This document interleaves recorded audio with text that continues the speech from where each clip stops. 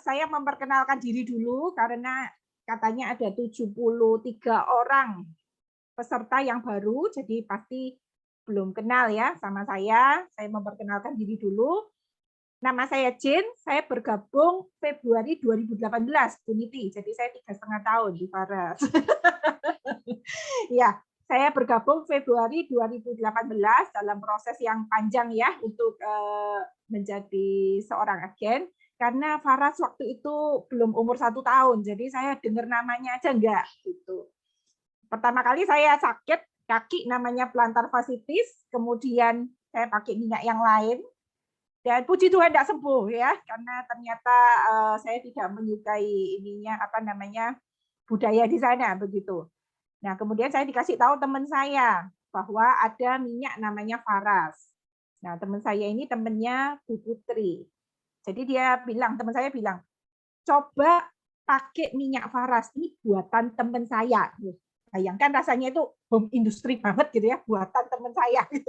Jadi saya itu juga, hah, apa benar saya sudah beli apa namanya minyak sebelah itu juga mahal kan begitu, kok nggak sembuh, apa benar gitu. Kemudian saya browsing-browsing di YouTube dan saya melihat testimoni-testimoni, kesaksian-kesaksian di sana, ada yang sangat mengharukan, ada yang apa pertama itu tangannya kena apa itu benda panas kemudian nggak bisa nekuk, kemudian pakai paras bisa gitu. Akhirnya saya pikir saya coba aja dan ternyata saya sembuh begitu ya. Kemudian saya cari-cari, aduh ini baru sekali kalau saya mau menjalankan bisnis ini sistemnya masih baru, nggak ada semua begitu ya. Tapi karena produknya bagus, saya pikir saya coba nekatin untuk mengerjakan bisnis ini.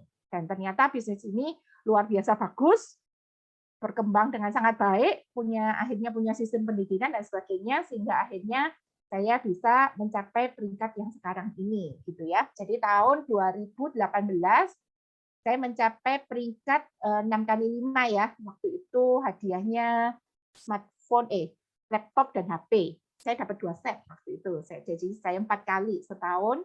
Kemudian pokoknya bulan ke-6 itu income saya sudah sekitar 25 jutaan per bulan. Dari bonus produk, bonus uang, dan promo kompetisi plus eceran gitu ya. Saya hitung-hitung gitu. Wah, segini. Siapa yang mau juga seperti saya? Banyak agen baru ya di sini ya. Rasanya itu kayak masih jauh gitu. Tapi ternyata tahun pertama pun saya juga sudah berhasil lolos tanpa sistem loh ya, tanpa sistem.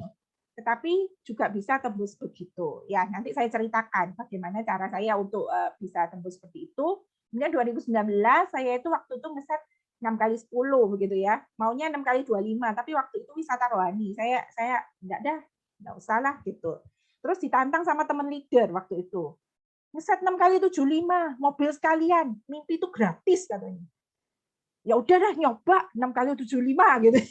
Jadi saya coba gitu ya. Memang enggak tembus 2019, tapi saya setidaknya bisa lolos di atasnya 6 kali 25. Waktu itu saya ingat pokoknya peringkat saya itu 5 kaki itu sudah 50 poinan, yang 1 kaki itu 46. Saya nggak loloskan waktu itu ke 6 kali 50 karena saya hamil besar ya. Jadi saya pikir buat apa sih wisata ke Eropa, saya nggak mungkin ambil. Ternyata di Faras tuh semuanya mestinya bisa dicairkan.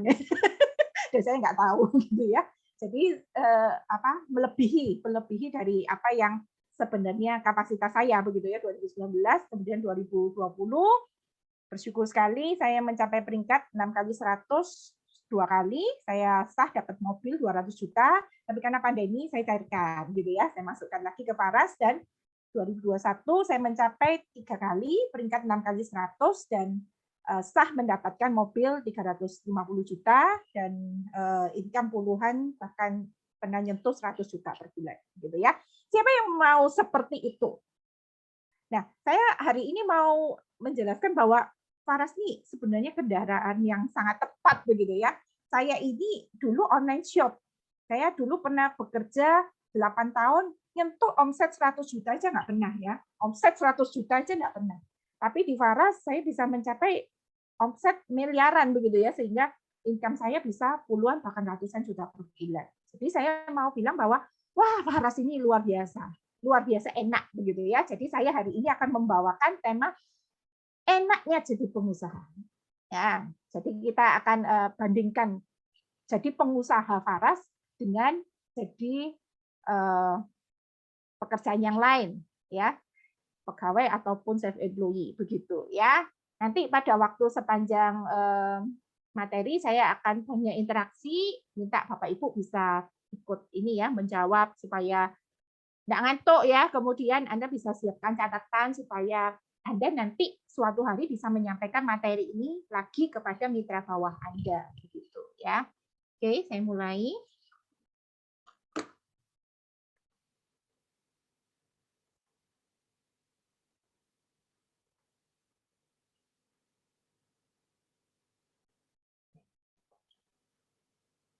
Sudah muncul kan? Bentar ya.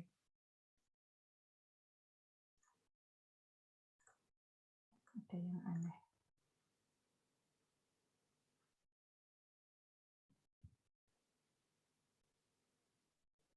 Iya. Sudah muncul di layar Anda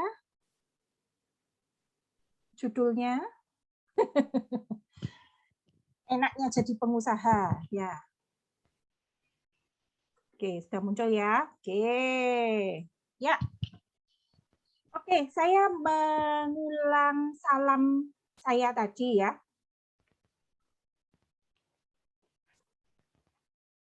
Apa kabar?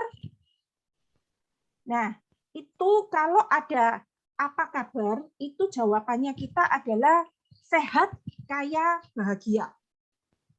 Nah, siapa yang pertama kali risih mendengarkan salam Farah, salam sehat, kaya, bahagia? Terutama di bagian kata kaya. Ayo, siapa yang merasa risih? Saya sendiri merasa risih ya pertama kali ya. Sehat, kaya, bahagia. Nah, kita lebih suka kata sukses, kata ini ya, yang lain-lain, tapi kaya itu kayak gimana begitu. Nah, saya itu ini ya, dulu punya ayat kesayangan ya, bunyinya kira-kira kayak gini. Jangan berikan kepadaku kekayaan atau kemiskinan, supaya jangan sampai setelah kaya aku menjadi sombong dan melupakan Tuhanku begitu. Atau ketika aku lapar dan mencuri, nanti aku mencemarkan nama Tuhanku. Jadi berikan saja kepadaku kecukupan. Jadi kaya itu di gambaran saya itu menjadi hedonis gitu ya. Nanti menjadi kacau rumah tangganya, nanti jadi super sibuk dan stres gitu ya. Nah itu yang akhirnya membuat saya itu dulu nggak kaya-kaya. Kenapa? Karena saya punya mindset yang salah terhadap kata kaya. Dan saya tidak suka, maksudnya merasa aneh ketika mendengarkan kata saya. Nah, itu akhirnya itu menarik hal-hal yang ini ya, yang negatif ya. Jadi kalau kita misalnya memang mau sukses, kita mau menjadi kaya, maka kita harus bisa terbiasa mengucapkan kata kaya. Nanti pada waktu di akhir kita bisa ini ya, bisa dengan plong ketika saya membetulkan masalah mindset ini begitu. Oke. Mindset yang salah mengatakan yaitu bisnis itu jahat, kejam, uang itu jahat begitu ya. Nah, mungkin ada yang pernah dengar cinta uang itu akar segala kejahatan. Nah, padahal banyak kali kita melihat bahwa kurang uang menjadi akar banyak kejahatan. Bahkan terjadi banyak perceraian, pertengkaran dalam rumah tangga, apalagi pandemi gini, banyak perceraian, banyak bahkan KDRT dan sebagainya. Itu saya membaca sebuah survei memang meningkat tajam pada waktu pandemi. Nah, kalau misalnya kita ini ya, mindset kedua ya, aku tidak tertarik untuk menjadi kaya. Wah, ini ada ya. Nggak usah lah, saya begini aja gitu. Tapi kalau ditanya, misalnya kamu dikasih peluang yang income-nya 50 juta per bulan, mau? Oh ya mau. Gitu. Dapat undian 50 juta mau? Oh ya mau. Jadi sebenarnya mereka itu bukan menolak kaya, tapi membuat excuse izin untuk miskin, pembenaran diri. Oh, katanya yang nggak tertarik jadi kaya artinya konslet ya kan? Ya ini budaya yang bilang gitu ya. Jadi mereka itu sebenarnya bukan menolak kaya, tapi membuat izin untuk pembenaran diri supaya tidak kaya. Nah itu ya. Ya, karena itu kemarin saya buat status di Facebook ya. Fakta. Banyak orang tidak mengetahui bahwa punya pendapatan 30 juta per bulan itu lebih baik daripada 3 juta per bulan. Loh, ya mesti aja. Siapa yang nggak tahu bahwa pendapatan 30 juta per bulan itu lebih baik daripada 3 juta per bulan? Siapa nggak tahu? Tapi kalau bawah sadar Anda ini menolak kaya, ya nggak jadi kaya begitu. Terus saya baca di Facebook itu banyak ya status yang lagi viral. Tidak apa-apa, miskin asal bahagia, gitu ya. Ada orangnya status gitu. Kemudian ada di bawahnya tulisin komen. Karena itu saya doakan Anda miskin terus supaya menjadi bahagia terus. Dianya marah. Kenapa marah? Ya aslinya dia pingin kaya, tapi karena nggak bisa kaya-kaya, dia buat status bijak. Status bijak yang tidak bijak. Untuk membenarkan dirinya gitu ya. Jadi jika ada yang punya kesempatan menjadi kaya, siapa sih yang tidak mau? Ya, yang nggak tertarik jadi kaya artinya konslet katanya begitu ya. Nah, ini mindset yang salah. Uang bukan segalanya. Ya benar, uang bukan segalanya, tapi segalanya juga butuh uang begitu ya. Nah, bagaimana caranya? Pertama kali Anda bisa mempunyai terobosan dalam hidup Anda, yang pertama kali harus dibetulin adalah mindset. Jadi harus punya mindset yang benar. Nah, seorang yang saya membaca buku ini ya, membaca bukunya Robert T. Kiyosaki ini ya, Cash Flow Quadrant. Jadi cerita dia punya ayah miskin, ayah kaya. Itu sebenarnya fiktif ya, tetapi apa namanya? Dia menceritakannya dalam bentuk cerita seperti itu. Nah, dia berkata kalau ayah miskin itu selalu bilang kalau uang itu jahat begitu ya, pokoknya yang tadi itu ya, yang mindset yang salah. Sedangkan dia punya ayah kaya yang dia mikir begini, bagaimana caranya ya saya itu nanti bisa fokus ke anak. Saya bisa ke pendidikan, fokus ke pendidikan anak, saya bisa bonding, saya bisa kasih waktu lebih banyak ke anak. Nah, apalagi masa pandemi ya, banyak sekolah yang dari rumah gitu. Ketika kita kerja sekarang di luar, apakah kita bisa memberikan perhatian penuh kepada anak begitu? Ataukah kita terjebak di pekerjaan kita yang menghabiskan banyak waktu? Jadi yang terpenting adalah kita itu punya banyak waktu untuk membesarkan anak. Gitu. Ya. Jadi itu menjadi satu mindset, oh iya, saya itu ingin punya banyak waktu untuk membesarkan anak. Nah, bagaimana caranya nanti kita belajar ya. Kemudian punya uang jadi sombong. Nggak mesti. Lihat orang-orang yang terkaya yang bisa kasih sumbangan banyak buat yayasan kanker, buat panti asuhan, buat saya sering mengikuti itu ya, kayak Ahok gitu ya. Wah, itu orang-orang kaya bisa bikin satu apartemen gitu ya, kayak rumah susun tapi ada pelatihannya. Siapa yang mendanai itu? Orang-orang yang kaya gitu. Nggak mesti orang kaya itu sombong. Jadi kita harus bongkar mindset. Kalau punya uang itu bisa untuk disumbangkan ke yayasan sosial dan rumah ibadah. Bisa ke gereja, ke masjid, ke pura, vihara, dan sebagainya. Kalau kita punya mindset itu, maka kita tidak takut untuk punya uang, untuk menjadi kaya, begitu loh. Ya kan? Karena segalanya butuh uang. Memang uang bukan segalanya, tapi segalanya butuh uang. Bangun rumah butuh uang, bangun gereja butuh uang, bangun masjid butuh uang, ya kan? Jadi kita harus punya mindset. Kalau kita punya uang yang banyak, kita jadi kaya, kita bisa jadi berkat lebih leluasa loh kepada orang lain, gitu. Ya. Nah, saya melihat kakak saya ya, yang support saya terbanyak ketika saya sangat miskin, dia yang minjemin saya rumah begitu. Kemudian dia yang minjemin modal usaha, dan bukan hanya saya yang dibantu, dia bantu banyak orang di gereja, di tempat kerjanya, kalau ada pegawai sakit dan sebagainya, dia bisa respon, bukan hanya saya mendoakan ya, tetapi bisa langsung, bantu orang kanker, bantu apa begitu. Dan hidupnya sangat jadi berkat, dan dia sangat humble begitu. Jadi nggak mesti kan kaya itu harus sombong gitu. Nah, kekayaan itu sebenarnya hanya memunculkan saja apa yang sebenarnya tersembunyi di dalam hatinya begitu. Jadi tidak usah takut untuk menjadi kaya. Nah, saya juga berteman dengan leader-leader priority ya di sini ya, yang mendadak super kaya karena Faras. Kami harus mengakui itu ya. Mereka nanti saya juga minta cerita gitu ya. Mereka sangat rendah hati loh. Jadi saya itu belum apa-apa gitu, belum peringkat, mereka juga menerima saya dengan baik, dengan welcome. Jadi mereka itu penuh semangat membantu orang lain menjadi sukses seperti mereka. Saya kecipratan bantuan beberapa kali ya dari mereka, dan itu yang menjadikan saya naik tahap menjadi leader priority. Jadi mereka itu orang yang sangat baik begitu. Nah,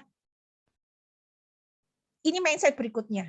ketika saya sukses, ketika saya menjadi kaya, saya itu bisa buka lowongan pekerjaan untuk banyak orang.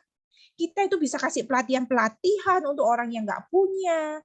Kita itu menjadi cahaya di tengah kegelapan, begitu ya. Pada waktu pandemi kita itu menjadi pengharapan bagi orang-orang gitu loh. Jadi ketika kita menjadi sangat sukses, kita itu bisa menolong banyak orang dengan leluasa begitu. Nah itu jadi jangan ada takut gitu ya, jadi kaya, risih mendengar kata kaya gitu. Nah, jadi kita itu terutama kalau misalnya kita masih nggak mikir buat orang lain, ya setidaknya kita itu punya waktu dan uang untuk pendidikan anak. Kita bisa sekolahkan anak ke luar negeri, kasih yang terbaik, kesehatan. Ya nggak minta ya kalau misalnya orang tua atau mertua kita sakit, kita bisa kasih layanan kesehatan yang terbaik, nomor 1 VVIP begitu ya. Kita bisa kasih rumah buat mereka, kita bisa jalan-jalan bukan hanya ke alun-alun. Ini masa lalu saya ya, kalau dulu itu nggak punya uang, saya jalan-jalannya cari gratisan kan ke alun-alun begitu, ke taman-taman gitu. Kita bisa ini kasih, bisa ke Bali, bisa ke luar negeri ya. Jadi saya pertama kalinya liburan ke Bali itu ya pada waktu saya di Paras. Loh, bayangin ya, saking nggak punyanya orang gitu ya, saya saking miskinnya begitu. Jadi nggak bisa nyenengkan anak-anak dengar cerita teman-temannya ke Bali, nggak pernah ke Bali. Sejak saya di Faras setahun 3 kali ke Bali ya. Jadi benar-benar Anda harus pikirkan bagaimana bisa memberikan yang terbaik untuk anak-anak Anda. Jadi Anda tidak takut menjadi sukses, tidak takut menjadi kaya, malah terinspirasi dan bekerja keras untuk menjadi kaya begitu ya. Jadi super kaya enggak apa kan begitu. Asal benar-benar kita jaga hati kita begitu supaya kita tetap jadi berkat buat orang lain begitu ya. Oke. Jadi kesimpulannya adalah sukses dan gagal itu berawal dari pikiran. Karena itu jagalah pikiran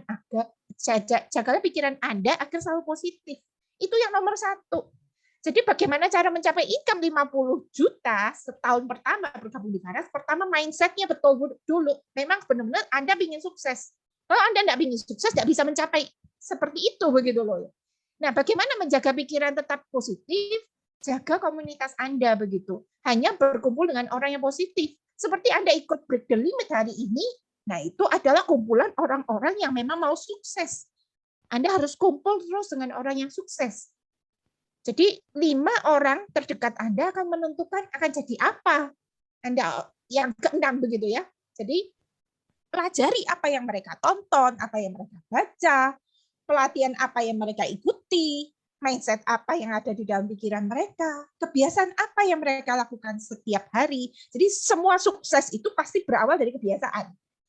Orang sukses itu tidak pernah jatuh dari puncak gunung ya. Mereka itu selalu merangkak dari bawah, dari kaki gunung. Bahkan ada yang jadi lembah, banyak utangnya ya. Kalau dengar ceritanya Pak Pasek itu kan dari bawah, dari utang. Sampai akhirnya bisa bayar utang, bisa beli rumah, dan mencapai income yang sangat besar setiap bulannya. Jadi nggak pernah jatuh dari puncak gunung. Mereka itu dari kebiasaan yang dilakukan setiap hari. Nah, Anda harus perlu tahu kebiasaan apa, dengar apa, belajar apa supaya bisa sukses. Jadi jangan hanya ingin pendapatannya, tetapi belajar kebiasaannya. Karena itu ngumpulnya sama orang sukses supaya tahu kebiasaannya mereka setiap hari seperti apa, gitu ya. Jadi saya katakan 5 orang terdekat Anda akan membentuk Anda, akan menjadi apa Anda. Jadi jika lingkungan kita itu 5N, apa ini 5N ya? Ngomel, ngeluh, ngedumel, nyeyelan, ngegosip gitu ya. Tiap hari, ya Anda akan menjadi orang ke-6 yang 5N itu. Saya ulangi ya. Ngomel, ngeluh, ngedumel, nyeyelan, ngegosip. Jadi kalau Anda kumpulannya gitu, ada apa-apa ngomel. Ini apa pemerintah ini gini ya, waduh seharusnya ada bantuan kita ini pandemi. Ngomel, ngeluh, dumel ya. Jadi kasih tahu apa ya, cari income tambahan, ngeyel gitu ya. Terus gosip, itu orangnya sukses mungkin ini ya maling, ada punya toyol gitu ya. Nah itu kalau misalnya kumpulannya kayak gitu ya nggak bisa maju begitu. Anda harus ganti lingkungan Anda dengan orang-orang yang sukses. Nah, kalau di dunia konvensional, mudah nggak berkenalan dengan orang sukses? Susah, nggak terjangkau gitu ya. Misalnya saya punya orang yang idola saya gitu ya, misalnya Christina Lee gitu ya. Jadi itu kan saya suka gitu ya ikut. Bagaimana saya bisa masuk lingkarannya dia? Susah kan gitu. Tapi di Faras itu sangat mudah. Anda hanya perlu menarik perhatian mereka di Faras. Loh, gimana caranya? Anda perlu menarik perhatian mereka di Faras. Kalau ada webinar, datang. Komen yang aktif. Semangat tinggi belajar. Jadi dikasih materi apa langsung dikerjakan, gitu ya. Japri. Wah, tiap hari konsultasi. Bukan konsultasi penyakit ya, tapi tanya, saya sudah melakukan ini dan itu, masih belum berhasil. Apa yang harus dilakukan? Wah, saya punya agen yang konsultasi tiap hari. Nah, itu jadi cepat sekali naiknya ya, cepat jadi leader. Kenapa? Jadi saya tahu, oh dia sudah kerjakan ini, barusan konsultasi lagi. Saya sudah baca buku ini dan ini. Habis itu lanjutannya baca buku apa ya? Itu menarik perhatian kan. Wih, niat ini, niat. Oh, ini bisa ini saya naikkan jadi leader 6 kali 25 bisa ini gitu. Kenapa? Menarik perhatian gitu ya. Jadi dia konsultasi rutin. Nanti dikasih tahu sama leadernya, buat target ya, dikerjakan, kirim ke saya. Targetnya ini. Wah, menarik kan? Kemudian buat rencana kerja harian dilakukan. Oh, saya nanti melakukan ini. Ada tugas misalnya ya, saya biasa ya bikin gini, ayo merangkum, dikerjakan, dikirim fotonya saya. Wah, ada lomba apa-apa gitu ya, saya bikin lomba presentasi, ikut. Lomba ini ikut, lomba bikin ini ikut. Nah, itu menarik gitu. Jadi benar-benar Anda harus menarik perhatian leader. Caranya tanya ke leader, gitu. Saya sudah melakukan ini, apalagi ya? Saya sudah baca buku ini, apalagi ya? Gitu. Nah, itu cara tercepat menarik perhatian mitra atas atau leader Anda. Jadi mudah sekali untuk mempunyai lingkungan yang sukses kalau di Faras. Kenapa? Karena leader itu selalu cari orang aktif, orang yang mau dibikin sukses. Jadi kalau Anda bisa menarik perhatian leader, wah cepat itu masuk kumpulannya orang sukses. Pelatihan-pelatihan gini, challenge-challenge gini terus dikejar. Jadi bisa masuk terus ke lingkungannya orang-orang sukses gitu ya. Nah, itu cara mendapatkan 5 orang sukses di lingkar pergaulan Anda, di komunitas Anda gitu ya. Oke. Nah, tapi saya minder gitu ya. Coba perhatikan kalimat ini ya, jawab di kolom komentar ya. Benar apa enggak pernyataan berikut ini? Butuh pendidikan formal yang bagus untuk bisa sukses. Nah, benar atau tidak benar? Butuh pendidikan formal yang bagus untuk bisa sukses. Kenapa orang sering minder? Tapi saya ini cuma lulusan SD, SMP, SMA begitu ya. Saya bukan orang yang cerdas. Jadi saya minder kalau mau ngobrol sama leader itu saya minder gitu. Tidak benar. Kebutuhannya attitude. Wah, tidak benar, tidak benar. Oke. Sip ya. Betul semuanya. Tidak benar. Saya punya ijazah perguruan tinggi, iya, saya punya kok ijazah perguruan tinggi. Dan secara jujur saya mengatakan bahwa kebebasan finansial itu tidak ada hubungannya dengan apa yang saya pelajari di perguruan tinggi. Tidak ada hubungannya.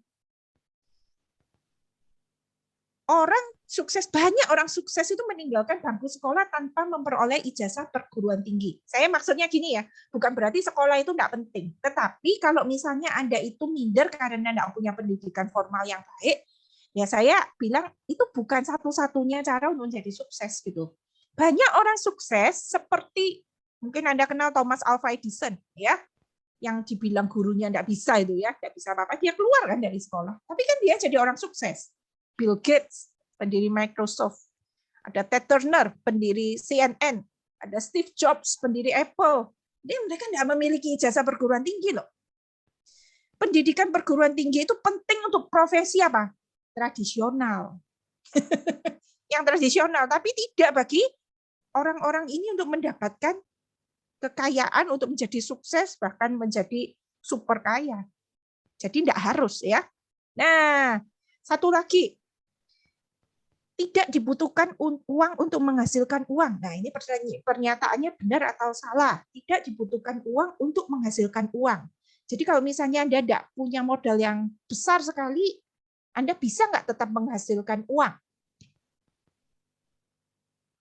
Nah, bisa enggak ya? Saya kekurangan modal, saya enggak bisa belanja 1P, 2P kayak yang lain, saya enggak bisa ditampilkan di Facebook itu loh. Sudah belanja 1 poin dapat hadiah ini, belanja 2 poin. Saya enggak punya modal, jadi saya itu minder kalau diajak apa-apa, saya enggak bisa bayar, misalnya begitu ya. Nah, tidak dibutuhkan uang untuk menghasilkan uang. Kalimat ini benar enggak? Bisa. Benar, iya benar ya. Jadi banyak sekali orang sukses yang berangkat tanpa memiliki modal yang cukup. Jadi nggak usah minder. Saya punya salah satu agen ini ya, agen leader ya sekarang ya. Beliau itu berangkat jadi nggak punya modal. Mau beli satu Faras klasik itu nunggu gajian awal bulan. Seorang pegawai bank yang sudah seingat saya belasan tahun ya bekerja di bank, dan untuk beli satu Faras klasik aja nggak punya uang. Apa yang dia lakukan untuk bergabung 2 tahun yang lalu ya, 2 tahun atau 3 tahun yang lalu, dia open PO, pre-order. Cari teman-temannya sampai 7 orang. Baru bisa gabung jadi member Faras. Jadi yang 3 dia pakai untuk terapi anaknya, yang 7 untuk dijual. Jadi hanya butuh apa? Niat ya, benar-benar. Jadi butuh apa untuk sukses? Anda hanya butuh tekad yang besar. Butuh impian.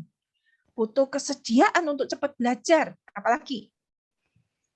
Ya, Anda perlu menyadari kemampuan Anda, kelebihan Anda apa gitu ya. Kemudian Anda bisa menggunakan dengan benar aset dan skill Anda begitu ya. Jadi apa yang dilakukan teman saya itu, agen saya itu, ketika dia pulang dia itu nggak boleh ini ya, nggak boleh kerjain Faras karena dia itu pegawai bank. Jadi ada syaratnya, nggak boleh gitu ya. Jadi dia waktu itu pakai akun nama palsu begitu di sosmed, di Facebook dia pakai akun palsu, kemudian dia mulai belajar iklan Facebook supaya dia nggak ketahuan kalau jualan. Nah, dari sana dia bertumbuh besar sekali, sekarang bisa beli mobil dari Faras. Loh, berarti tidak butuh uang pertama kali untuk menjalankan bisnis ini gitu ya. Tetapi dia sangat disiplin keuangan. Ketika dia merintis bisnis, semua modal kembali kepada modal. Akhirnya dia menjadi sukses di Faras, menjadi seorang leader di Faras. Gitu ya. Jadi harus bongkar dulu mindset-mindsetnya bahwa ternyata saya bisa ya, saya harus cari solusi untuk keadaan saya yang seperti ini. Nggak boleh sama perusahaan, nggak boleh sama ini ya, perusahaannya dia sama banknya ya. Dia cari cara bagaimana untuk menerobos batas ya, pintu ditutup lewat jendela, jendela ditutup lewat lubang angin ya. Jadi harus cari cara terus bagaimana bisa menjalankan bisnis ini gitu. Nah, tadi ngomong sukses. Nah, Anda perlu mendefinisikan sukses itu seperti apa dulu untuk Anda.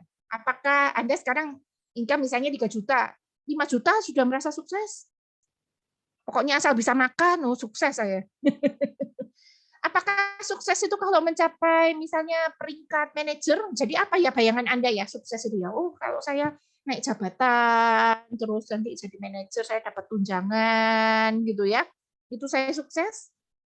Nah, Anda perlu mendefinisikan sendiri ya. Sukses itu menurut Anda apa? Income 10 juta? Cukup? 25 juta, 50 juta, 100 juta? Apakah sukses itu ketika Anda bisa punya kantor sendiri misalnya? Punya toko sendiri atau punya 100 karyawan? Nah, Anda harus membayangkan dulu di otak Anda, detail di otak Anda, seperti apakah sukses yang Anda impikan, gitu ya. Jadi, tidak boleh berjalan itu tanpa tujuan. Kalau misalnya Anda keluar pakai Grab misalnya, Anda juga harus tahu tujuan Anda mau kemana, begitu. Jadi kalau misalnya masuk ke dulu taksi ya, zamannya taksi ya. Kalau sekarang kan memang harus masukkan tujuan ya. Kalau dulu zamannya taksi, mau kemana? Oh, nggak ada tujuan, ngeflow aja Pak ya. Naik Grab suruh ngeflow gitu ya. Ya diturunkan Anda nanti ya. Jadi nggak bisa, Anda nggak boleh berangkat tanpa tujuan. Jadi kalau misalnya Anda mau sukses di Faras, mau income 50 juta begitu, Anda harus jelas tuh 50 juta itu Anda capai kapan? 1 tahun, 3 tahun, 5 tahun gitu ya. Nah, kemudian jadi Anda harus punya target 3 tahun, 5 tahun itu mau menjadi seperti apa. Kemudian Anda nanti baru breakdown kecil-kecil. Bulan ini target saya apa. Jadi saya akan melakukan apa saja untuk mencapainya. Nah, sehingga Anda bisa konsultasi kan, bagaimana cara saya mencapainya. Evaluasi berkala, dikasih masukan nanti sama mitra atas gitu ya. Jadi biarkan mitra atas Anda itu tahu apa target Anda. Saya yakin mereka akan menolong Anda untuk mencapai target Anda kalau Anda itu memang rajin dan niat. Pasti. Wah, semua leader di Faras tuh mesti cari siapa yang niat gitu. Karena kita kan waktunya pendek. Jadi kita harus fokus kepada orang-orang yang memang niat yang sungguh-sungguh begitu ya. Oke. Nah, saya akan masuk materi ini ya. Saya akan bukakan satu materi penting dari bukunya Cash Flow Quadrant atau Business School dari karangannya Robert T. Kiyosaki ya. Ini materi yang menurut saya semua agen itu harus bisa mengerti dan bisa menyampaikannya kembali. Saya amati agen-agen itu rata-rata bisa presentasi produk begitu ya, sekitar setahun bergabung. Tetapi kalau menjelaskan masalah bisnis gelap depan nggak bisa ya. Padahal ini konsep yang kita harus mengerti. Jadi saya pikir ini harus dikuasai semua agen yang ingin bertumbuh begitu ya. Pertama kali untuk Anda mengerti, yang kedua adalah untuk menyampaikannya kembali. Jadi di sini kan banyak agen-agen leader ya, juga supaya bisa menyampaikannya kembali. Saran saya memang baca bukunya, itu paling komplit udah, paket komplit itu memang baca bukunya. Business School aja, Business School ini ringan sekali ya. Nah, jadi Anda harus mengerti bahwa ya rata-rata banyak yang sudah menjadi orang tua ya, supaya Anda terbuka bahwa di luar sana pekerjaan itu bukan hanya dokter, insinyur, pedagang, bukan hanya itu ya. Jadi supaya kebuka. Nah, Robert T. Kiyosaki membagi pekerjaan itu menjadi 4 kuadran. 4 kuadran, yang pertama adalah E, employee, itu pegawai. Contohnya apa? Ada yang sudah pernah tahu nggak materi ini? Pegawai, contohnya apa? Guru, misalnya ya. Cleaning service. Manager, loh manager employee, iya. Selama dia itu pokoknya harus masuk jam kerja dan dibayar berdasarkan absensi, ya itu masih E, PNS. Nah, iya, betul gitu ya. Jadi pokoknya dia itu benar-benar terikat sama waktunya, pegawai bank ya, ya betul gitu ya. Itu employee. Nah, yang kedua adalah self-employed, bekerja untuk diri sendiri, mempekerjakan diri sendiri. Nah, yang pernah tahu materi ini, contohnya apa sih self-employed? Seperti apa? Kuadran S. Saya mau tahu, apakah ada yang sebagian tahu? Dokter, betul. Apalagi? Artis, betul. Ya, agen asuransi, pengacara, pedagang, fotografer, betul. Pemilik depot, ya, ya. Sales kadang ikut orang ya. Masih E. Oke.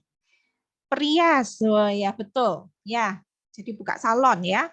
Nah, mereka biasanya profesional dan perfeksionis. Hebat. Jadi dokter sangat perfeksionis, sangat profesional. Dia nggak mau digantikan orang lain. Misalnya dia keluar kota, oh nanti pakai asisten saya ya. Tidak ada. Kalau dia keluar kota tutup. Jadi dia terikat oleh waktunya sendiri, 24 jam. Rata-rata orang profesional bisa kaya, tetapi tetap nggak punya waktu. Kalau dia tutup, ya nggak ada income buat dia. Begitu. Ya, nggak suka delegasi karena nggak ada orang yang bisa melakukannya sebaik mereka. Rata-rata pedagang yang seperti ini, itu apa istilahnya itu, kalau misalnya dia buka depot itu ya, dia sebagai koki sampai tukang cuci piringnya. Maksudnya itu semua dihandle semua sama dia begitu ya. Jadi benar-benar dia mengerjakan sebagian besar pekerjaan begitu. Nah, kuadran yang kiri ini kenapa banyak orang suka? Karena nyaman biasanya ya, aman. Nanti kita bahas lagi. Nah, yang kuadran yang kanan ini yang memang kita mau kita kejar. Nah, kalau Anda nanti dapat konsep ini, nanti ngajar anak-anak Anda bisa beda. Saya sendiri mengajar anak-anak saya sudah beda. Jadi kalau misalnya Anda mengharapkan anak Anda menjadi dokter, kalau Anda mengerti konsep ini, Anda mungkin bisa mikir, suatu hari kamu buka rumah sakitnya ya. Gitu. Jadi mempekerjakan dokter-dokter ya. Itu kalau Anda punya konsep ini nanti ya. Kuadran B. B itu business owner. Jadi Anda memiliki usaha yang menghasilkan uang. Punya usaha yang menghasilkan uang. Jadi Anda merintisnya memang minimal 3-5 tahun. Dirintis benar-benar ya, bahkan kadang 10-15 tahun. Tapi ciri-cirinya begini, kuadran B itu. Ketika ditinggal 1 tahun, bisnisnya tidak hancur tapi makin berkembang, itu namanya bisnis. Ya, saya ulangi, ngerintisnya minimal 3-5 tahun. Tapi kalau ditinggal setahun bisnisnya tidak hancur tapi makin berkembang, itu namanya berarti sudah masuk kuadran bisnis. Jadi orang bisa nggak menjalankan Faras dengan model kuadran S? Bisa. Model kuadran S kalau meninggalkan bisnisnya setahun, bisa dipastikan tidak ada yang tersisa lagi dari usahanya. Jadi kuncinya kuadran B adalah sistem. Ini yang membuat Anda nanti bisa punya income 50 juta ke atas. Sistem. Business owner ya. Jadi sebenarnya kita itu ada di kuadran B, tetapi kita bisa mengerjakan secara self-employed. Bisa. Kita itu masuk kuadran S, terjebak di sana. Cuma jualan-jualan. Begitu ya. Jadi kalau pemilik kuadran B berlibur, uangnya tetap masuk. Nah, saya kasih contoh ya, yang di buku ini ya, dia pengarang buku ini kan Robert T. Kiyosaki ya. Dia itu waktu itu ada beberapa orang menawarkan usaha kepada Robert Kiyosaki ini. Misalnya buat usaha burger. Nah, ditanyai sama Kiyosaki, Anda bisa buat burger lebih enak dari McD? 100% menjawab, bisa. Tapi ditanya, bisakah Anda membuat sistem penjualan burger yang lebih baik daripada McD? Semuanya terdiam keluh dan tidak ada yang bisa membuat sistem seperti McD yang sudah menjual miliaran burger. Bikin sistem itu dari apa? Dari pemilihan dagingnya, peternakannya, bulatan rotinya, rasanya persis sama. Baik burger, kentang, seluruh dunia sama. Bahkan sambutannya itu loh. Halo, selamat datang di McDonald's, gitu ya. Iklannya itu sama seluruh dunia. Jadi kuncinya kuadran B itu apa? Sistem. Pelatihan dan pendidikan yang rapi dan struktur itu adalah kekuatannya kuadran B, kuadran bisnis. Nah, jadi kuadran B itu ada perusahaan konvensional, misalnya orang buka hotel gitu ya, apa ya hotel yang terkenal yang misalnya Golden Tulip gitu ya, dia punya sistem yang sama begitu ya di mana-mana gitu. Kemudian yang kedua bisnis waralaba. Bisnis waralaba tadi seperti saya katakan seperti McD tadi begitu ya. Nah, yang ketiga itu network marketing. Faras ini ya, network marketing itu adalah termasuk kuadran B juga. Nah, kalau untuk bisa mendirikan sebuah franchise seperti McD tadi, Anda butuh modal yang sangat besar. Anda butuh sewa tempat, pegawai, hak menjual McD itu sangat mahal. Nah, kalau network marketing ya, sederhananya MLM, multi level marketing gitu ya, MLM, itu enggak besar. MLM beda ya sama money game ya. Kalau money game itu cuman apa rekrut pertama begitu aja. Kalau MLM itu yang baik itu akan merapikan di sistem pendidikan dan menghasilkan keseragaman. Baik harga produk sama kan? Di ini ya, di seluruh Faras ya. Klasik kita harus jual 350.000. Itu namanya sistem. Kemudian ada pelatihan. Jawabnya dari atas sampai bawah sama begitu ya. Jadi dijelaskan begini begitu sama. Bikin sistem gitu ya. Nah, saya agen profesional. Nah, bagaimana caranya saya mencetak agen A di kota A bisa profesional? Itu yang harus menjadi pikiran kita. Jadi banyak sekali agen yang pinter sudah jualan, semua bisa. Produk knowledge bisa, bisnis plan bisa, pokoknya daftar nama bisa. Tetapi PR Anda adalah bagaimana saya ini agen profesional, kemudian cetak orang berikutnya yang juga profesional seperti saya. Gitu. Jadi ada standarisasi kerja, cara menjawab yang sama, cara melatih yang sama, dan mencetak orang-orang kompeten yang berkualitas. Itu yang nanti akan membuat Anda bisa mencapai income 50 juta per bulan ke atas gitu. Ya. Nah, kuadran I ini investor mendapatkan uang dari investasi mereka. Ini mainannya orang kaya. Kita nggak usah bahas gitu ya. Karena harus syaratnya itu kalau saya baca kehilangan income 1 juta US dollar dan tidak merasa sakit hati. Baru masuk kuadran I. Kalau kita belum mencapai income sekian, mari kita mulai dengan usaha bisnis, network marketing ya, modalnya tidak besar. Nah, sekarang ini mulai ini ya, kita akan banyak diskusi ya. Kalau kita melihat 4 kuadran itu ya, kita melihat 4 kuadran itu, kuadran E itu ya, pegawai. Yang kuadran yang paling kiri atas, kita itu melihat banyak orang tua yang mendorong anak-anaknya menjadi pegawai. Gitu ya. Jadi saya ini kemarin mendengarkan satu video, dia itu ada cerita. Motivatornya namanya Pak Chandra ya, dia itu antri makan di sebuah penjual nasi goreng. Penjual nasi goreng ini ramai sekali, bisa jualan ratusan piring sehari. Nah, kemudian waktu itu Pak Chandra bilang, wah, Bapak anaknya berapa? 3. semuanya sudah menjadi sarjana sekarang, dia bilang. Wih, hebat ya Bapak ya, menjadi penjual nasi goreng di pinggir jalan, tapi bisa menyekolahkan anak sampai semuanya lulus sarjana. Kemudian penjual nasi gorengnya bilang gini, iya Pak, saya bersyukur sekali saya cuma jualan kayak gini, saya bisa menyekolahkan anak-anak jadi sarjana sehingga mereka bisa masuk kerja di tempat yang nyaman, yang rapi, begitu ya. Maksudnya enggak banyak debu, saya ini keringetan, debu-debu, capek saya ini ya. Gitu. Nah, kemudian Pak Chandranya bilang gini, loh, jadi pertama dia puji, hebat ya, orang ini cuma jualan nasi goreng bisa menyekolahkan anak sampai lulus perguruan tinggi sampai sarjana. Tapi kalimat keduanya, nah ini, kenapa kok maksudnya anak-anak lebih didorong untuk bekerja di kantor yang ber-AC, begitu ya, pakai jas keren.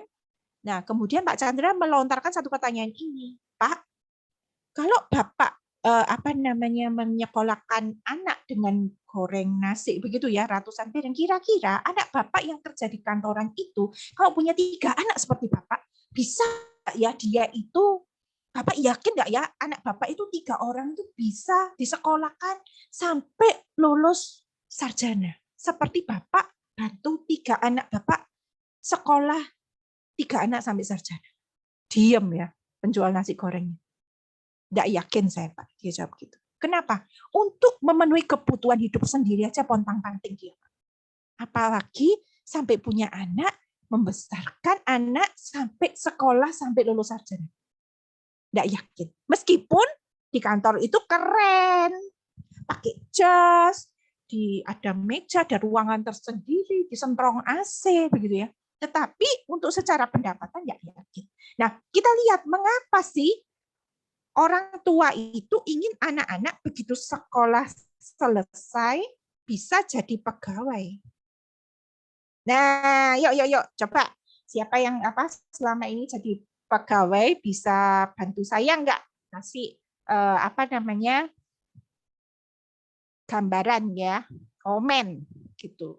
Apa sih enaknya jadi pegawai gitu ya? Apa yang dipikirkan? Nah, ini kalau misalnya Anda mengerti ini nanti ya materi ini ya, Anda bisa membantu membuka pikiran orang untuk mereka bisa ke kuadran B ya. Tapi Anda harus tahu jawabannya. Mengapa orang berpikir enakan jadi pegawai? Yo, dipandang masyarakat. Saya ketik ya, bentar ya. Saya ini bisa. Kok nggak ada annotate-nya? Nggak boleh ya saya annotate ya. Oke. Ya udah, nggak apa-apa, nggak usah ngetik deh saya. Oke, saya baca ya. Penghasilan tetap dipandang masyarakat. Pendapatan tetap tiap bulan. Gaji bulanan tetap, dapat pensiun. Ada jaminan hari tua. Ada pendapatan tetap, gajian pasti. Nggak mikir target susah-susah. Oke, ada pensiunan. Pasti gajian setiap bulan. Oke, ya rata-rata sama ya. Status sosial, nah ya ada hal yang baru. Lebih aman tiap bulanan. Jaminan hari tua. Oke, ya. Kemudian ada kesejahteraan, kesehatan. Oke, ya. Nah, penghasilan tetap ada ini ya, penghasilan tetap tiap bulan. Nah, saya sekarang tanya ya, memang enak ya tetap terus selama setahun? Atau tiap bulan naik ya jadi pegawai itu ya? Tiap bulan naik gajinya atau setahun sama kemudian tahun depannya baru naik? Ada kesejahteraan, kesehatan, pensiun, jaminan hari tua. Oke. Keren, dapat seragam, pendapatan pasti. Oke. Tiap tahun gajinya naik, tapi tidak banyak. Enak tiap bulan naik ya. Tiap tahun naiknya. Nah, ini yang bisa dipercaya pegawai ya. Enak ya, tetap terus selama setahun itu income. Menurut saya kok nggak enak ya.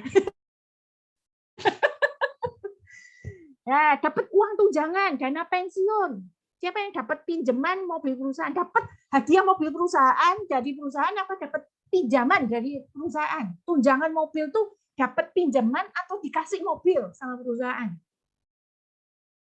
2 tahun sekali baru naik bucin. Kenaikan pendapatan tiap tahun. Pendapatan tiap tahun berapa persen ya kira-kira ya? Saya ini kan belum pernah jadi pegawai. Kerja santai, rutinitas, jalan, gaji lancar. Oh ya. Tapi kadang demo dulu baru naik gaji. Waduh, iya ya. Bisa pinjaman bank, oh ya. Kalau nggak naik bisa demo, oh ya. Iya ya, lucu-lucu ya. Pinjaman mobil dinas, SK bisa digadaikan. Waduh, oh gitu ya, saya nggak tahu SK bisa digadaikan. Dapat pinjaman mobil minimal level manager. Nah, pinjam doang, kalau nggak kerja lagi ditarik mobilnya. Ya, oke ya. Jadi sebenarnya dapatnya pinjaman, ya kan?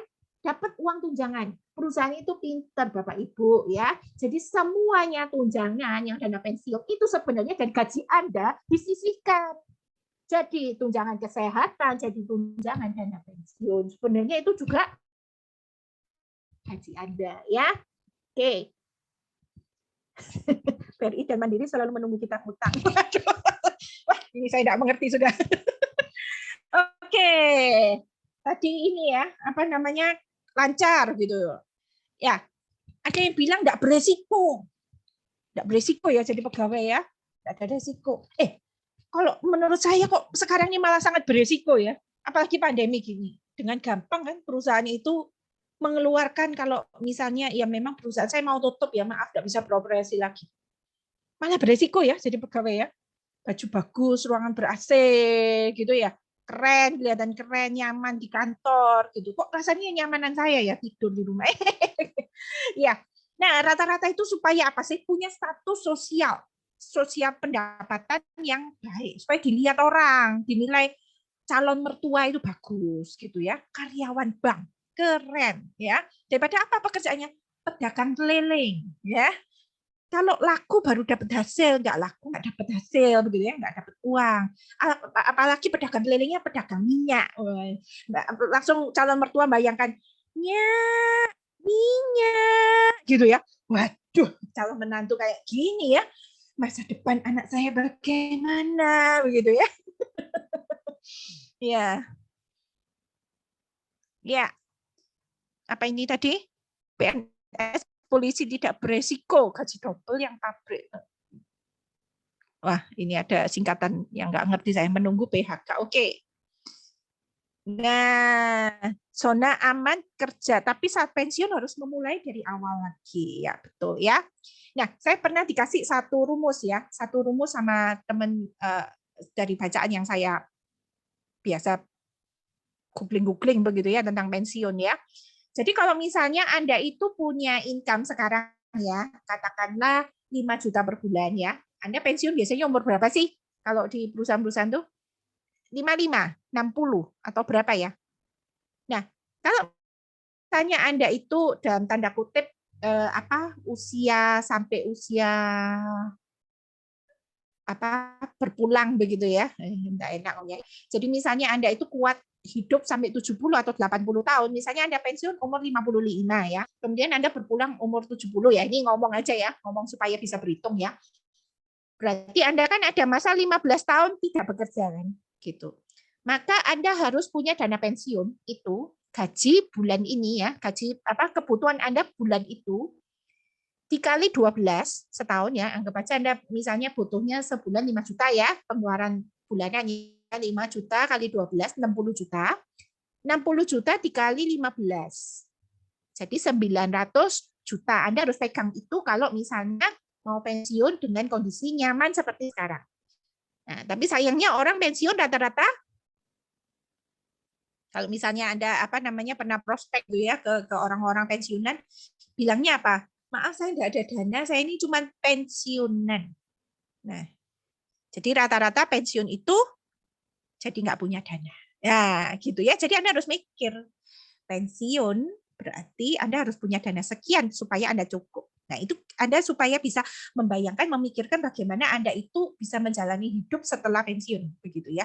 Jadi Anda harus memulai satu bisnis supaya Anda bisa hidup nyaman seperti sekarang ketika Anda bekerja. Ya, rata-rata misalnya punya kejadian mendadak, misalnya orang tua masuk rumah sakit dan sebagainya, nggak ada dana. Habis semuanya, begitu. Nah, itu Anda harus pikirkan begitu ya. Oke. Nah, kalau tidak enaknya jadi pegawai, apa tidak enaknya jadi pegawai?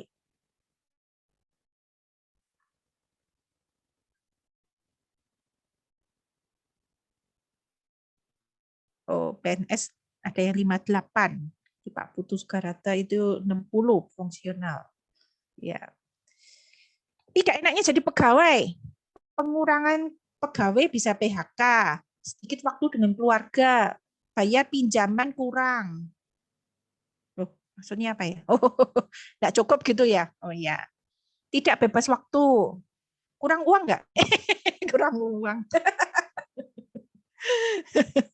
Ya seperti tadi cerita saya ya, teman pegawai bank itu ya beli satu faras klasik aja nunggu gajian. Ya itu fakta ya, sebagian besar pegawai seperti itu ya. Habis waktu di tempat kerja capek, membosankan, tekanan kalau nggak capek target. Iya. Selalu diatur oleh perusahaan. Gaji segitu-gitu aja, nggak bisa naik tiap bulan ya Bu Siti ya. Jadi pegawai nggak enak, nggak bisa bebas waktu, kerjaan nggak habis-habis. Makin naik gaji, kerjaan makin banyak. Gitu. Oke, ya. Tidak ada waktu, soal kekurangan uang, dimarahi bos, dimutasi. Kalau diajak ke Bali dipecat. Iya ke Bali nggak bisa ambil cuti Bu. Ya, nggak ada waktu libur bersama keluarga. Bisa dengan mudah dimutasi, dikeluarkan ya. Terikat aturan waktu dan sanksi disiplin. Oh cuti susah, kerja sampai malam nggak bebas waktu. Waktu sama keluarga kurang, gaji sebulan aja habis.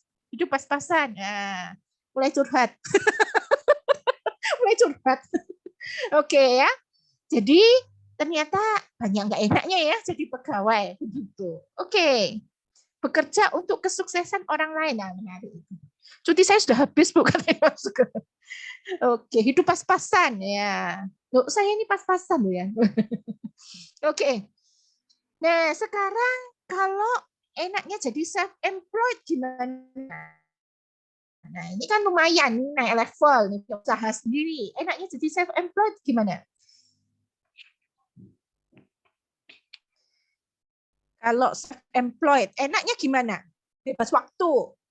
Bebas waktu ini beneran nggak ya self-employed? Jadi kalau misalnya dokter, oh saya hari ini mau tutup, saya tutup gitu. Terus nggak ada income dong Bu, begitu ya.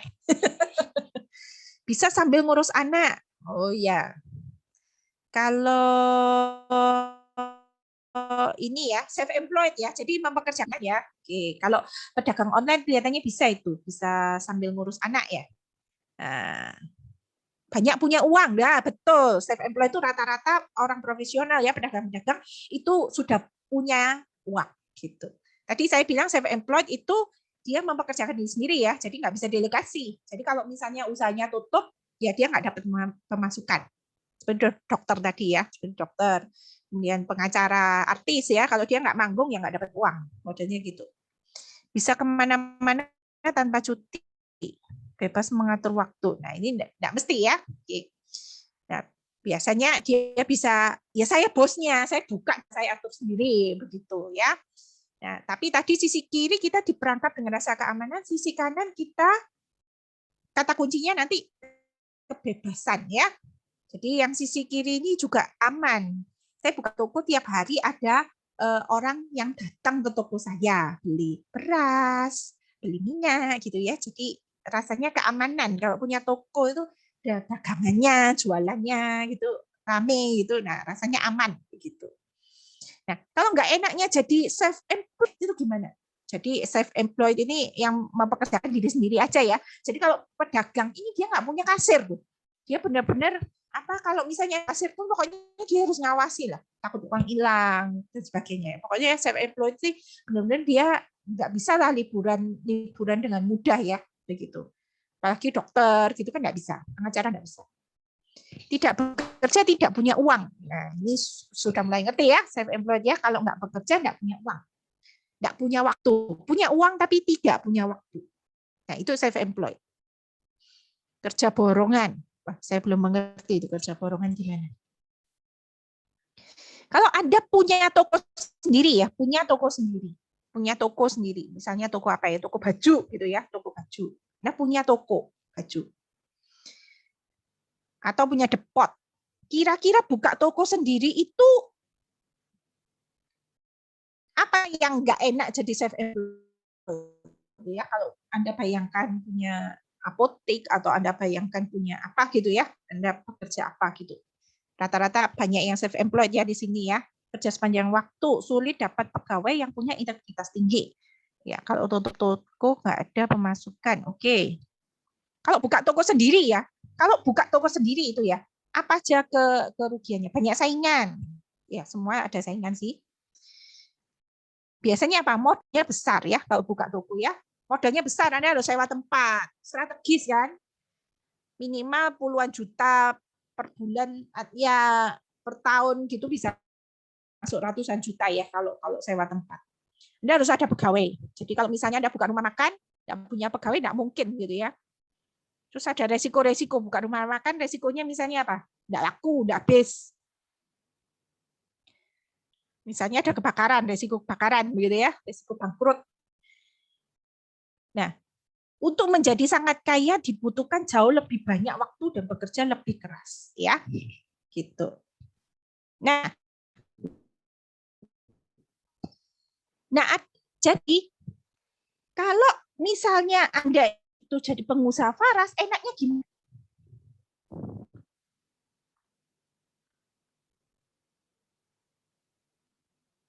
Ya, enaknya jadi pengusaha Faras gimana? Kalau Anda menjadi pebisnis Faras.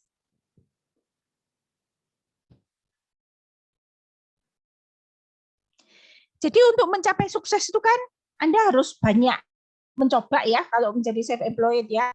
Anda harus mau gagalnya, mau perjuangannya. Jadi ketika kita belajar paling banyak itu ketika kita gagal kan. Jadi jangan takut gagal. Semua yang mulai usaha jangan takut gagal ya. Gagal itu bagian dari proses jadi sukses. Anda tidak bisa mengalami sukses tanpa mengalami kegagalan.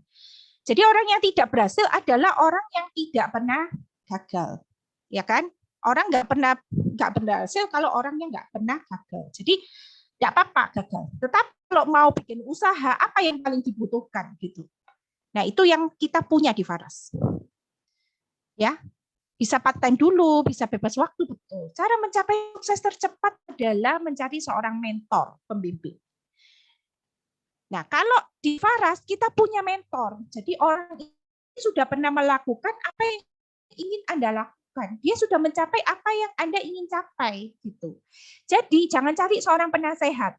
Banyak orang itu kasih nasihat bagaimana cara menjadi pengusaha. Padahal dia nggak pernah berhasil jadi pengusaha. Dia nggak pernah berhasil bikin sistem. Dia nggak pernah berhasil meninggalkan pekerjaannya setahun, nggak pernah. Tapi dia sok-sok kasih nasihat. Nah itu jangan cari penasehat. Carinya kita mentor gitu ya. Nah, untuk beli sebuah franchise yang terkenal Anda memerlukan dana miliaran.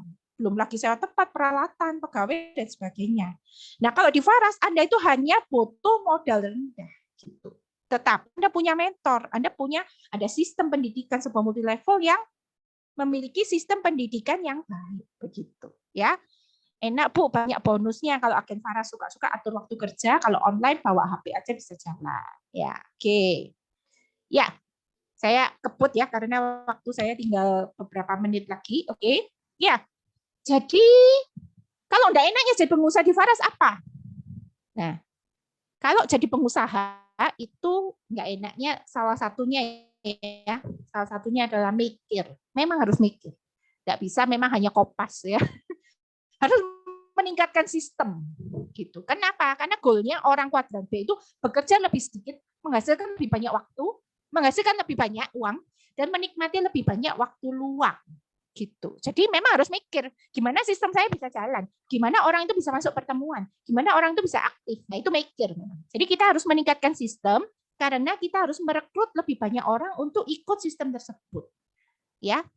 Nah, ini tadi ya perbandingan sekilas saja saya perlihatkan. Kalau Anda menjadi seorang pegawai, Anda memiliki fixed income 1 tahun misalnya, Anda gaji 3 juta, maka tahun depan naik 10%, anggaplah ya, jadi 3,3. Maka 24 bulan ya gajinya masih segitu.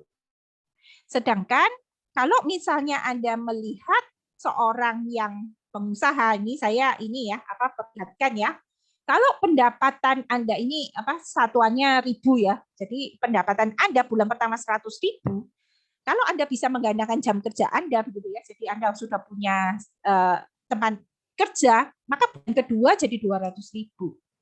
Anda ajari dia kan, kemudian Anda dan dia menggandakan lagi. Jadi 4 orang. Ya, ngeblak 400 kok masih kecil ya Bu? Iya, sabar. Ketika Anda konsisten menggandakan diri Anda, pokoknya kuncinya menemukan orang yang punya mindset pengusaha. Ya, maka bulan ke 12 ya, ini kan satuannya masih ini ya, masih ribu, jadi 204 800.000. Itu sebenarnya sudah bisa mencapai sekitar 200 juta ya, kalau mulus ya. Kalau di bulan ke-24 potensinya bisa sampai 838 miliar ya, kayak seperti itu ya. Jadi kalau misalnya, ini makanya ya saya bilang ya, multi level itu adalah sebuah keajaiban dunia ke-8, yaitu duplikasi. Jadi Anda harus mikirin bagaimana caranya bisa duplikasi. Nah, bagaimana sih potensi penghasilan per bulan seorang agen Faras? Kalau Anda bisa menduplikasikan 3 orang aja, begitu ya, 3 orang aja yang jadi Anda bisa menjual 1 poin selama 1 bulan dan menduplikasikan diri Anda kepada 3 orang saja supaya bisa jual 1 poin dan rekrut 3 lagi, maka potensi Anda itu bisa sampai 5 kedalaman itu 22 juta. Jadi bulan kelima Anda bisa meraih jika rapi duplikasinya, begitu ya. Nah, berapa yang Anda bisa dapatkan ketika Anda bisa duplikasi 6 ya. Kalau Anda sudah duplikasi 3, maka Anda bisa duplikasikan kelebaran ke-4, ke-5, ke-6. Nah, potensinya ya 8 kedalaman itu potensi Anda bisa 120 miliar per bulan. Kira-kira bisnis gini layak nggak diperjuangkan? Kita lihat jadi pegawai berapa, jadi pengusaha di Faras berapa nilainya gitu ya. Nah, kalau sudah begini, maukah Anda mulai menukarkan waktu Anda gitu ya? Karena di sini memang mainnya adalah waktu, bagaimana kita setelah pulang kerja kita bisa menukarkan waktu untuk mengerjakan Faras secara serius gitu, supaya kita bisa mulai membuat kedalaman begitu ya. Karena di Faras itu bisa benar-benar jadi kuadran bisnis. Kalau misalnya Anda berhasil melatih ya, Anda bisa jadi pembicara. Anda bisa melatih agen Anda menjadi pembicara. Mereka bisa buat grup meeting sendiri. Suatu hari Anda pensiun, itu dana masuk terus. Itu di form lembarannya Faras tuh bahkan ada ahli waris, itu bisa diwariskan. Ini bisnis yang bisa diwariskan. Jadi Anda membayangkan ketika biasanya pulang kerja enggak bisa ini pinginnya cuma nonton drakor apa segala macam, Anda bisa mulai merintis bisnis Faras ini, gitu ya. Ini saya tunjukkan sekilas bonus saya minta leader ternyata nggak ada yang ngasih ya, terpaksa saya tunjukkan ya. Punya saya mungkin paling kecil dibanding yang lain ya, masih ada. Nah, ini dari membuat pipa keuangan untuk saya, kemudian untuk anak saya yang pertama Vanessa, kemudian ini suami saya Adi Susanto, kemudian anak kedua ini admin saya pinjam ID-nya, kemudian yang ketiga ini anak ketiga saya. Saya sudah meletakkan jaringan-jaringan saya di anak-anak saya. Jadi pada waktu saya pernah kena COVID, saya pernah mikir ya, nanti kalau misalnya mama ada apa-apa gitu ya, ini pokoknya tanya ID ini, kamu cuma belanja 1 poin, nanti bonusnya masuk terus. Nah, benar di Faras bisa membangun seperti itu. Misalnya anak saya nggak suka jalan Faras, nggak apa, belanja aja buat kebutuhan sendiri. Tapi income-nya masuk terus. Itulah bisnis gitu ya. Jadi kalau misalnya semua jaringan leader saya sudah jadi rapi, 8 kedalaman, maka bisnis ini bisa berkembang secara terus-menerus dan bahkan bisa diwariskan. Itulah bisnis. Jadi benar-benar Anda tidak ada alasan bagaimana melihat Faras ini bisnis yang kecil ya, potensinya sangat besar ya. Nah, biasanya alasan tidak menjalankan Faras adalah karena tidak punya waktu. Apa ya? Karena Anda memang harus Anda dengan uang. Kalau misalnya Anda tidak punya terobosan, ya selamanya kan begitu. Jika Anda tidak mulai menambah tenaga. Sedangkan di Faras, jika Anda punya 2 jam setiap hari dan mengajak orang yang punya waktu 2 jam setiap hari, Anda nambah 12 orang, maka Anda jadi punya waktu 24 jam di Faras. Itu kalau 12, kalau 100 orang, 1000 orang, maka Anda bisa menggandakan jam kerja Anda jadi 200 orang, jadi 2000 orang. Gitu ya. Jadi cari solusi. Bisnis ini solusi. Bisnis ini adalah solusi. Kalau Anda bilang nggak punya waktu. Kapan Anda pingin punya waktu? Kalau misalnya Anda nggak menyediakan waktu untuk merintis bisnis ini, ya. Kalau memang Anda menukarkan waktu Anda dengan uang selamanya akan begitu ya. Jadi Anda harus mulai punya solusi. Kalau gaptek kita ajarin, nggak punya modal, loh mau sampai kapan nggak punya modal terus? Mau jadi kaya gitu. Malu berjualan, harus punya mindset yang diperbaiki gitu ya. Bisnis ini menolong banyak orang gitu. Kemudian Anda merasa saya nggak kreatif, loh konten itu disiapkan, begitu Anda jadi aktif 1000 konten disiapkan, ribuan konten disiapkan. Jadi apa yang membuat Anda nggak bisa sukses di Faras ya? Nah, yang harus Anda lakukan adalah Anda mencari solusi, mengubah kebiasaan. Jadi kalau misalnya Anda pulang kerja, mau tidur, mau drakoran, jadi posting, misalnya begitu ya. Jadi presentasi. Biasa sama teman-teman kongko-kongko aja jadi prospek. Nggak suka baca buku, jadi suka belajar. Semua pertemuan diikuti, buku-buku dibaca. Ya. Jadi siapa yang mengubah kebiasaannya untuk mirip dengan orang sukses yang 5 itu ya, dia akan bisa menjadi orang sukses yang ke-6. Jadi break the habit, Anda baru bisa break the limit. Begitu ya. Nah, pemasaran jaringan adalah gelombang besar untuk masa depan. Jadi ini pekerjaan yang luar biasa seperti franchise tetapi modalnya tidak besar. Anda tidak butuh modal besar. Ini akan menggantikan banyak franchising yang membutuhkan modal besar bagi kebanyakan orang. Nah, golden rules bisnis Faras, kunci sukses Anda ketika Anda mau sukses di Faras itu ada 4 kunci sukses ini, yaitu yang pertama, it is my own business. Jadi Anda harus kuasai segera presentasi sendiri, posting, belanja, rekrut, segera lakukan dengan konsisten begitu ya. Jangan nunggu termotivasi. Lakukan dengan keyakinan suatu hari bisnis Anda akan besar, iklan sebanyak-banyaknya. Bikin Google Maps, spanduk, brosur, iklan online, sebanyak-banyaknya Anda kasih tahu kepada setiap orang tentang Faras, begitu ya. Bukan hanya produk, juga bisnisnya. Jadi pelajari juga yang 4 kuadran, Anda harus baca buku itu, Business School, baca baik-baik supaya Anda bisa nangkep ya rohnya tentang bisnis network marketing ini. Nah, yang kedua adalah Anda harus duplication business ya, it is duplication business. Jadi kunci suksesnya harus menjual, merekrut, dan membina.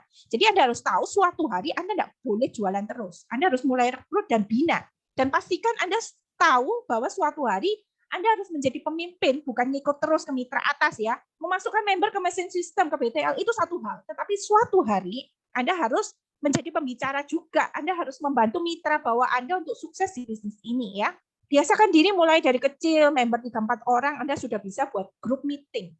Sub meeting kecil, kopi darat. Anda belajar memotivasi, mentoring mulai dari 1 orang setiap bulan. Anda didik personally ya, secara personal sampai jadi ya. Anda seorang leader yang baik, oke, itu satu hal. Tapi Anda juga harus mendidik mitra bahwa Anda menjadi leader juga. Mencapai potensi terbaiknya, itu adalah tugas Anda. Didik leader. Jadi Anda leader, Anda didik orang menjadi leader. Jadi memuridkan sampai dia menjadi seperti Anda dalam hal menjadi leader atau pembicara. Ya. Yang ketiga adalah it is teamwork business. Jadi sadari diri Anda itu bagian dari tim ya, dari mesin sistem ini. Dikasih kepercayaan harus mau. Jadi belajar dari hal kecil. Misalnya dikasih kesempatan MC, testimoni, ngatur ini itu gunakan kesempatan itu sebaik-baiknya ya. Kemudian jadi good team player, jadi hidupkan grup dengan semangat Anda. Kalau leader ngomong apa Anda itu juga ikut semangat, kasih komen dan sebagainya, itu good team player gitu ya. Nanti kalau Anda jadi good team player di grup mitra atas, Anda nanti dikasih juga tim yang baik. Kalau Anda suka ngeles gitu ya, dikasih tugas melarikan diri, nanti Anda nggak dapat orang bagus karena duplikasi itu pasti terjadi di sebuah multi level ya. Yang keempat adalah yakinlah bahwa Anda bisa sukses ya. Everybody can success. Nomor 1 berarti yakin dulu Anda bisa sukses. Yakin kalau Anda nggak mantep bisa sukses di Faras, Anda pasti ragu-ragu mau ngerekrut, pasti ragu-ragu mau ngomongkan potensi Faras. Jadi Anda dulu harus yakin Faras ini bagus dan saya pun bisa sukses di Faras. Yang berikutnya Anda harus yakin yang Anda rekrut pun bisa sukses. Everybody can success here. Jadi jangan pernah memandang latar belakang pendidikan atau ekonomi asalnya ya. Nanti kita akan mendengarkan testimoni beberapa latar belakang orang-orang. Pokoknya orangnya rajin, bina terus sampai jadi. Jadi kalau Anda bisa sukses, Anda harus yakin juga mitra bahwa Anda yang rajin-rajin niat-niat itu semuanya bisa sukses. Ya, kalau Anda pegang 4 golden rules bisnis ini, Anda pasti bisa sukses di Faras, gitu ya. Jadi tulis di komen bagaimana menjadi seorang yang sukses. Segera profesional, tanggung jawab diri saya ya, ini bisnis mandiri. Jadi benar-benar 90 hari semua dikuasai dan Anda harus menjadi orang pertama yang bisa diduplikasi begitu. Jadi Anda harus menjadi orang yang profesional ya. Jadi buat keputusan menjadi orang yang sukses, top number 1 profesional di bidangnya, paling ahli di kota Anda, bukan penjual amatir. Tidak ada pilihan lain. Pokoknya Faras saya kerjakan. 3-5 tahun saya kerjakan dengan kesungguhan ya. Meskipun Anda sedang bekerja di perusahaan lain, tidak apa-apa. Anda punya toko, tidak apa-apa. Anda tahu pekerjaan itu kuadran apa dan Faras kuadran apa. Pekerjaan Anda potensinya berapa, di Faras potensinya berapa. Ya, sambil Anda angkat ember untuk memenuhi kebutuhan hidup, karena di Faras pertama kali income masih kecil, Anda konsisten bangun pipa di Faras. Ya, ambil keputusan saya akan coba untuk bukan coba ya, Anda ambil keputusan untuk sukses di sini, bukan coba-coba biasa, tapi Anda ambil keputusan sukses di sini menjadi nomor 1 dan do my best, begitu ya. Oke, nah ini satu quote yang saya berikan, jika kamu lahir miskin itu bukan salahmu, tapi kalau kamu meninggal miskin itu kesalahan Anda. Kalau kata saya, jika Anda di Faras 3 tahun dan Anda tidak menjadi berubah kehidupan ekonomi Anda menjadi jauh lebih baik, itu sepenuhnya salah Anda. Kenapa? Karena pendidikan di Faras itu sudah diatur sedemikian rupa, sehingga yang ikut jalannya pasti juga bisa segera sukses. Ini quote dari Pak Putu ya. Aku tidak pernah bilang usaha Faras ini mudah, ya. Tetapi aku bilang usaha kerasmu akan terbayar dengan indah. Sama-sama kerja keras. Saya 8 tahun juga bisnis online juga kerja keras kok. Saya pernah di multi level lain juga kerja keras kok. Bonus terbesar saya di sana hanya 2,5 juta. Sama-sama kerja keras. Di Faras saya 6 bulan, tahun pertama saya bisa mencapai 25 juta. Ya. Jadi benar-benar sama-sama kerja keras. Kenapa enggak kerjakan Faras aja? Gitu ya. Jadi siapa yang mau sukses seperti kami dalam 3 tahun, Anda juga bisa mencapai income ratusan juta per bulan. Ya, ketik saya juga mau sukses. Anda harus punya komitmen itu. Biar mitra atas Anda lihat. Anda harus menarik perhatian mitra atas Anda ya, supaya semua mitra Anda melihat dan mencatat komitmen Anda untuk segera sukses. Ya, bayar harganya, lalui prosesnya, dan sampai jumpa di puncak kesuksesan. Oke, saya kembalikan ke Bu Niti. Iya, baik. Terima kasih materi yang luar biasa sekali Bu Jen. Terima kasih banyak.